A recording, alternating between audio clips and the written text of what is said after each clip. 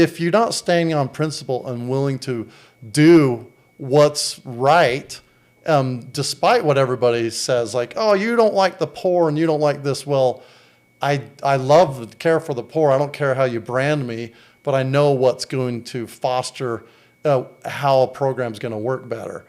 So I would be in complete support of those programs if they were doing that. Let's say, again, that if the players were hiring people and not having to pay their paycheck, they'd hire them all and just on-the-job experience. They just work and they grow. Let's say someone says, well, I don't want to do construction. I don't want to do this. They said, well, you're going to need an education. Great.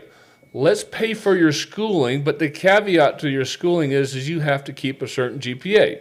Yes. As long as you keep the GPA, we'll just pay for your schooling, and then you'll get the education. Guess what? You'll get a job, and you'll be off the assistance. Yeah. You're no longer dependent on society, right? Uh-huh. You want to become an IT expert. You want to become a computer program. Great.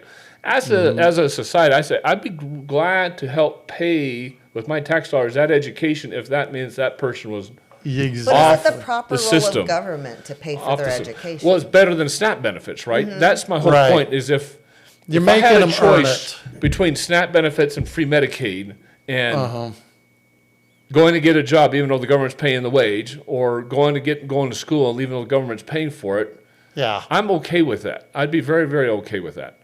And just getting them off the program. But that would build self-esteem, that would build work ethic. Yeah, because the entire economy would grow. Yeah, what bothers us is, people that are taking the handout, like they're on Medicaid and they're on government assistance, and if they get a job, they make less getting the job, so they don't get a work so that they can stay on the government assistance. And that's... I go get a job making $2,000 or $3,000 a month when government assistance already giving me $3,500 a month. So the government assistance, you got to have a sunsetting type factor in it where you're going to have this much assistance for this long, and then it's going to scale back less and less